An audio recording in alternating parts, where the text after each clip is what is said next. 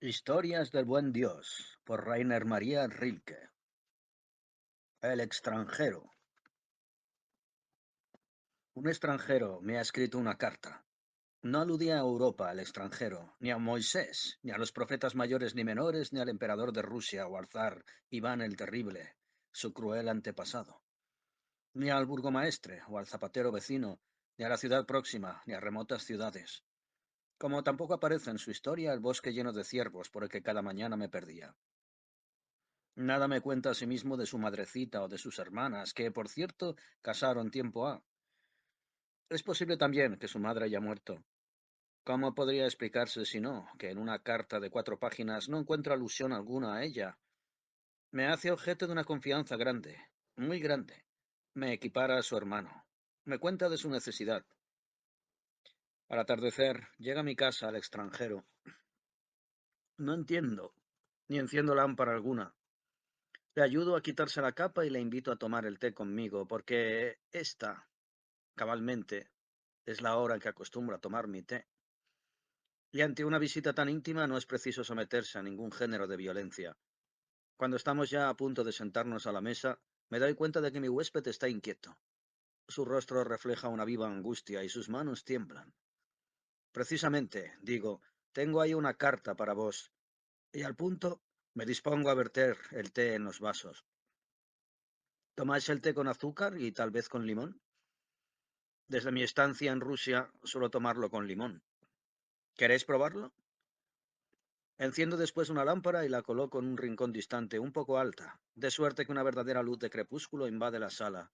Luz solamente un poco más cálida que antes, algo más rosada.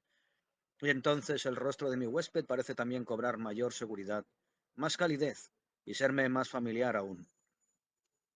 Le repito mi salutación con las palabras: «Sabed que os aguardaba desde hace mucho tiempo», y antes de que el extranjero tenga tiempo de asombrarse, le explico: «Sé una historia que a nadie más que a vos puede contar. No me preguntéis por qué. Decidme solo si os sentís cómodo, si el té tiene bastante azúcar, y si queréis escuchar mi historia». Mi huésped debió sonreír. Después contestó con llaneza: «Sí. ¿A todo lo preguntado? Sí, a todo». Nos arrellanamos a la vez en nuestras butacas y quedaron nuestros rostros sumidos en la penumbra. Dejé sobre la mesa mi vaso con té. Me regocijé al observar el brillo dorado del líquido y poco a poco fui observando nuevamente para concluir preguntando sin ambajes: «¿Seguís acordándoos del buen Dios?». El extranjero recapacitó. Sus ojos se abismaron en la oscuridad y con sus diminutos puntos de luz en las pupilas semejaban dos largas avenidas de un parque sobre el que se despliegan luminosos y amplios, verano y sol. También ellos se iniciaban con un círculo de penumbra.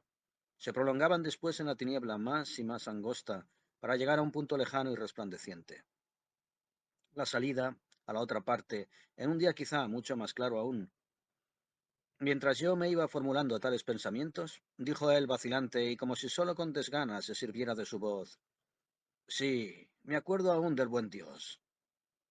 «Bien», le agradecí yo, porque precisamente trata de él mi historia. No obstante, decidme ante todo, ¿habláis a veces con niños? Alguna vez, de paso, por lo menos. Y os será sin duda conocido que Dios, por un descuido fatal de sus manos, no sabe cómo es en realidad el hombre. Lo he oído en alguna parte, sin que pueda decir de quién, respondió mi huésped, y percibí que imprecisos pensamientos cruzaban su frente. ¿Qué más da?, le interrumpí. Escuchad la continuación. Durante largo tiempo soportó Dios semejante incertidumbre, pues su paciencia es tan grande como su fuerza. Pero una vez en que desde hacía varios días se acumulaban espesas nubes entre él y la tierra, de suerte que ya apenas sabía si todo, mundo, hombres y tiempo, lo había soñado solamente, llamó a su mano derecha, que desde hacía tanto anduviera proscrita y oculta, entretenida en pequeñas obras de poca monta. Dócil se apresuró ésta a comparecer, pensando que Dios le iba a perdonar.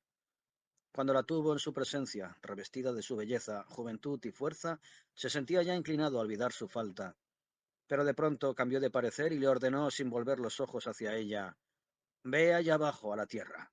Tomarás la figura que veas en los hombres y te pondrás desnuda en una montaña para que pueda contemplarte con holgura». Tan luego como llegues allí, dirígete a una virgen y dile con voz queda, quisiera vivir. De pronto habrá a tu alrededor una pequeña oscuridad, después una gran oscuridad que se llama infancia, y por fin serás un hombre y ascenderás a la montaña como te he ordenado. Todo ello durará solo un instante.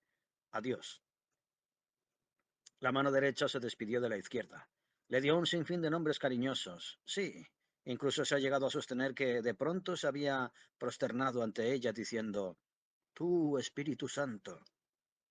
Pero se presentó San Pablo, cortó la mano derecha del buen Dios y un arcángel la tomó consigo poniéndola bajo su amplio manto. Dios contuvo entonces con su izquierda la herida, a fin de que su sangre no se escurriera sobre las estrellas y desde el cielo fuera a dar en tristes gotas sobre la tierra. Al cabo de breves momentos, Dios, que atento a toda incidencia contemplaba a lo lejos, advirtió que hombres vestidos de acero se esforzaban por hacer alrededor de una montaña mucho más que alrededor de todas las otras, y esperó a ver subir por ella su mano. Sin embargo, pudo percibir solo un hombre cubierto con un manto, al parecer de grana, que arrastraba tras de sí algo vacilante, oscuro. En el mismo instante empezó la mano izquierda de Dios, que estaba ante su abierta herida, a sentirse inquieta, y de pronto abandonó sin que Dios pudiera impedirlo su lugar, y erró enloquecida de acá para allá entre las estrellas, gritando, Oh, pobre mano derecha, y que no te pueda prestar ayuda. Con estas palabras tiraba del brazo izquierdo de Dios, en cuya extremidad pendía y pugnaba por libertarse. Toda la tierra estaba roja de sangre de Dios, y no se podía apreciar lo que acaecía allá abajo. Poco habría faltado entonces para que Dios muriera. Con un esfuerzo supremo, volvió Dios a llamar ante sí a su derecha. Compareció ésta pálida y temblorosa y pasó a ocupar su sitio como un animal enfermo. Pero ni aun la izquierda, que por cierto sabía ya algo de lo acaecido, pues había visto a la derecha de Dios sobre la tierra, mientras ascendía la montaña cubierta con el manto de grana, pudo saber por ella lo que en aquel monte, lejos, había tenido lugar. Debió ser algo espantoso, pues que la derecha de Dios no se ha recobrado aún, y sufre bajo el peso de su recuerdo no menos que bajo el antiguo enojo del Señor, que por cierto no ha acabado de perdonar a sus manos. Me paré para cobrar aliento. El extranjero había escondido el rostro entre las suyas. Todo esto duró bastante espacio. Después dijo el extranjero con una voz que yo conocía desde hace mucho tiempo, ¿Y por qué me habéis contado esta historia? ¿Quién sino vos me habría comprendido? Venís a mí sin rango, sin posición, sin ninguna de las dignidades terrenas, casi sin nombre. Estaba a oscuras cuando entrasteis. Solo he percibido en vuestras facciones una semejanza. El extranjero levantaba los ojos interrogativo. Sí, respondía su serena mirada. Pienso a menudo que es posible que Dios vuelva a estar en camino. Los niños han escuchado esta historia, y es evidente que les ha sido contada de manera que la pudiesen comprender, puesto que la han sabido estimar como corresponde.